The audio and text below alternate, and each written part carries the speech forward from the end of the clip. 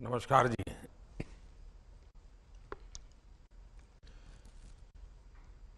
2014 के बाद से भारत में जितने भी बजट आए हैं उनमें एक पैटर्न रहा है। पैटर्न ये है कि हमारी सरकार का हर बजट वर्तमान चुनौतियों के समाधान के साथ ही न्यू एज रिफॉर्म्स को आगे बढ़ाता रहा है। ग्रीन ग्रोथ और एनर्जी ट्रांजिशन के लिए भारत की रणनीति के 3 मुख्य स्तंभ रहे हैं। पहला, रिन्यूएबल एनर्जी का प्रोडक्शन बढ़ाना। दूसरा, अपनी अर्थव्यवस्था में फोसिल फ्यूल का इस्तेमाल कम करना। और तीसरा, देश के अंदर गैस बेस्ड इकोनॉमी के तरफ तेज गति से आगे बढ़ना। इसी रणनीति के तहत चाहे इथेनॉल ब्लेंडिंग हो, पीएम कुसुम योजना हो, सोलर मैन्युफैक्चरिंग के लिए इंसेंटिव देना हो, रूफटॉप सोलर स्कीम हो, कोल गैसिफिकेशन हो, बैटरी स्टोरेज हो, बीते वर्षों के बजट में अनेक महत्वपूर्ण घोषणाएं हुई हैं। इस साल के बजट में भी इंडस्ट्री के लिए ग्रीन क्रेडिट्स हैं, तो किसानों के लिए पीएम प्रणाम योजना है। इसमें गांवों के लिए गोवर्धन योजना है, तो शहरी क्षेत्रों के लिए व्हीकल स्क्रैपिंग पॉलिसी है। इसमें ग्रीन हाइड्रोजन पर बल है, तो वेटलैंड कंजर्वेशन पर भी उतना ही फोकस है। ग्रीन ग्रोथ को लेकर इस साल के बजट में जो प्रावधान किए गए हैं वो एक तरह से हमारी भावी पीढ़ी के उज्जवल भविष्य का शिलान्यास है। Friends, Bharat renewable energy resources में जितना कमांडिंग पोजीशन में होगा उतना ही बड़ा बदलाव वो पूरे विश्व में ला सकता है। ये बजट भारत को ग्लोबल ग्रीन एनर्जी मार्केट में एक लीड प्लेयर के रूप में स्थापित करने में भी अहम भूमिका निभाएगा। इसलिए मैं आज एनर्जी वर्ल्ड से जुड़े हर स्टेक होल्डर को भारत में निवेश के लिए आमंत्रित करता हूं। विश्व आज अपनी रिन्यूएबल एनर्जी सप्लाई चेन को डाइवर्सिफाई कर रहा है। ऐसे में इस बजट के माध्यम से भारत ने हर ग्रीन इन्वेस्टर को अपने यहां निवेश का बेहतरीन अवसर दिया है। ये इस सेक्टर में आ रहे स्टार्टअप्स के लिए भी बहुत ही उपयोगी साबित होने जा रहा है। साथियों, 2014 के बाद से ही भारत मेजर इकोनॉमीज में रिन्यूएबल एनर्जी कैपेसिटी एडिशन में सबसे तेज रहा है। हमारा ट्रैक रिकॉर्ड बताता है कि रिन्यूएबल एनर्जी रिसोर्सेज को लेकर भारत जो लक्ष्य तय करता है उसे समय से पहले पूरा करके दिखाता है। हमारी इंस्टॉल्ड इलेक्ट्रिसिटी कैपेसिटी में 40% नॉन फोसिल फ्यूल के योगदान के लक्ष्य को भारत ने 9 साल पहले ही प्राप्त कर लिया। पेट्रोल में 10% इथेनॉल ब्लेंडिंग के लक्ष्य को भी भारत ने 5 महीना पहले ही हासिल कर लिया।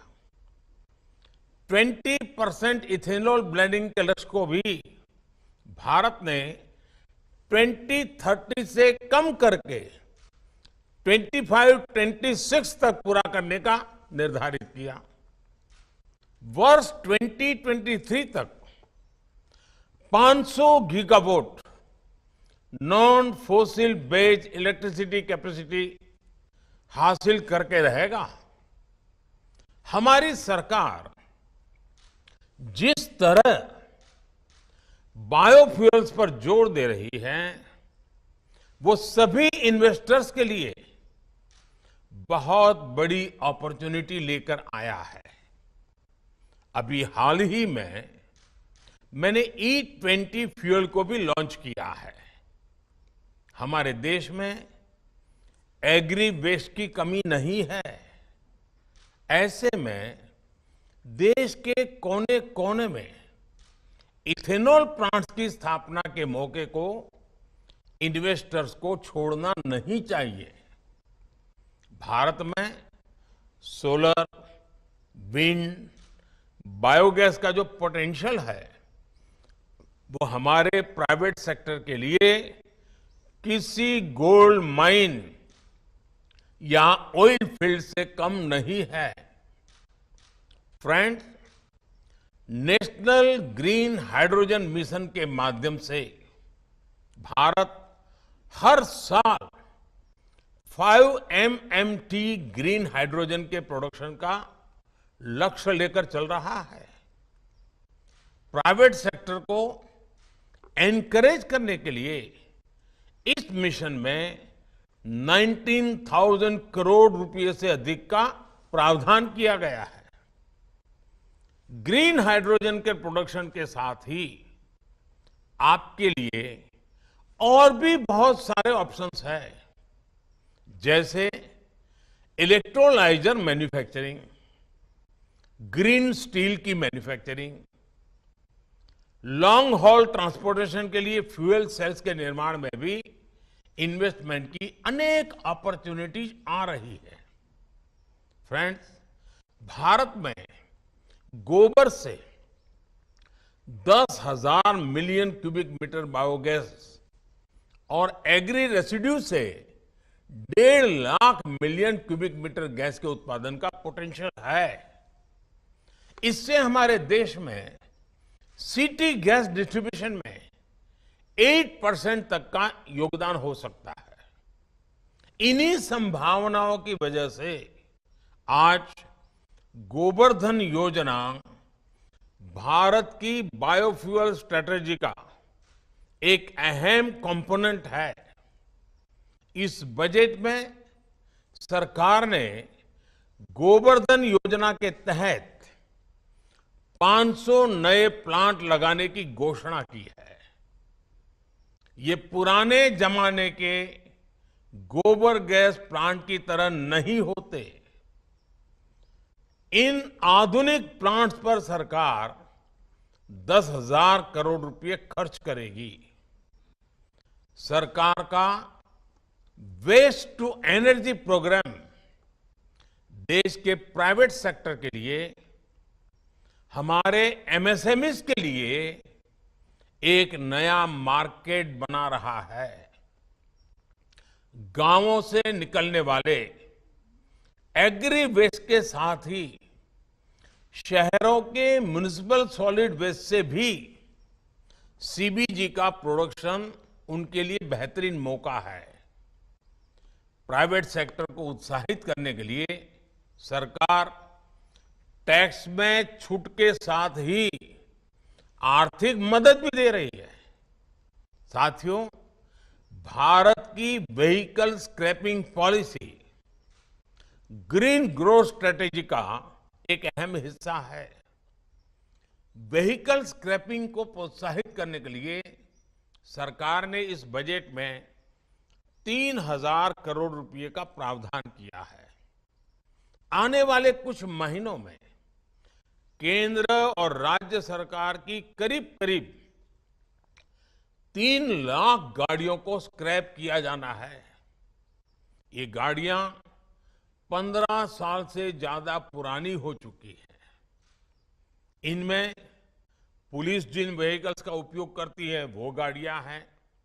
खास करके हमारे हॉस्पिटल्स में जो एम्बुलेंस हैं, हमारे पब्लिक ट्रांसपोर्ट के जो बसेस हैं, व्हीकल स्क्रैपिंग आप सभी के लिए बहुत बड़ा मार्केट बनने जा रहा है। ये रीयूज, रिसाइकल और रिकवरी के सिद्धांत पर चलते हुए हमारी सर्कुलर इकोनॉमी को भी नई ताकत देगा।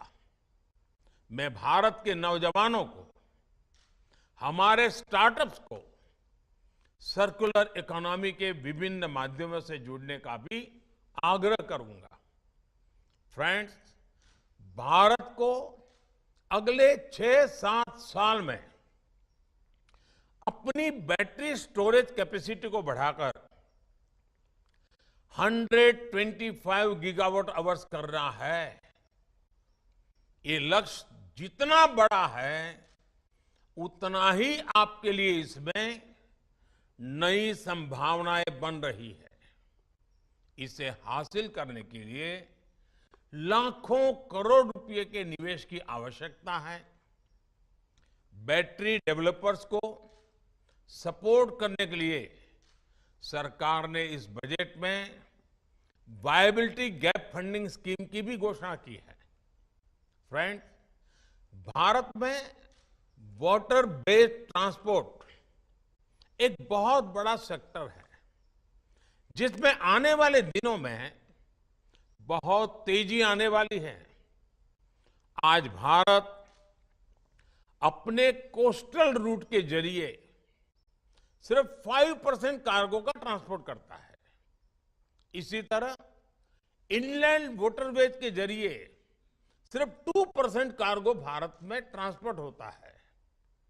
जिस तरह भारत में वाटरवेज का निर्माण हो रहा है, उसमें इस क्षेत्र में आप सभी के लिए बहुत सारी अपॉर्चुनिटीज बन रही है।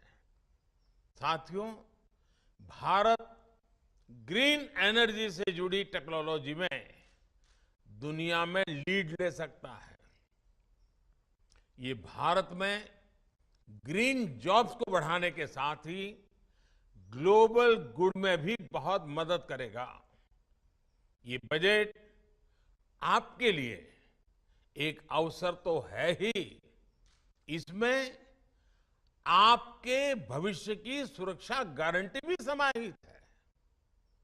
बजट के हर प्रावधान को अमल में लाने के लिए हमें तेजी से काम करना है, मिलकर के काम करना है। आप सभी आज के इस वेबिनार में बहुत गंभीरता से चर्चाएं करेंगे। ये बजट पर की चर्चा बजट में क्या होना चाहिए था, क्या नहीं होना चाहिए था, इसके संदर्भ में नहीं है। अब बजट आ चुका है, संसद में ऑलरेडी पेश हो चुका है। अब हम सब ने मिलकर के, सरकार ने और देशवासियों ने मिलकर के इस बजट की एक एक चीज को बहुत ही अच्छे तरीके से कैसे लागू करें, नए नए इनोवेशंस कैसे करें, देश में ग्रीन ग्रोथ को हम कैसे सुनिश्चित करें। आपकी टीम इसके लिए आगे आए। सरकार कंधे से कंधा मिलाकर के आपके साथ चलने के लिए तैयार है। मैं फिर एक बार इस वेबिनार के लिए समय निकालने के लिए आप सभी निवेशकों का, स्टार्टअप वर्ल्ड के जवानों का, एग्रीकल्चर फील्ड के लोगों का, एक्सपर्ट्स का, एकेडमिशियंस का हृदय से बहुत बहुत स्वागत करता हूं और इस वेबिनार की सफलता के लिए अनेक अनेक शुभकामनाएं देता हूं। बहुत बहुत धन्यवाद।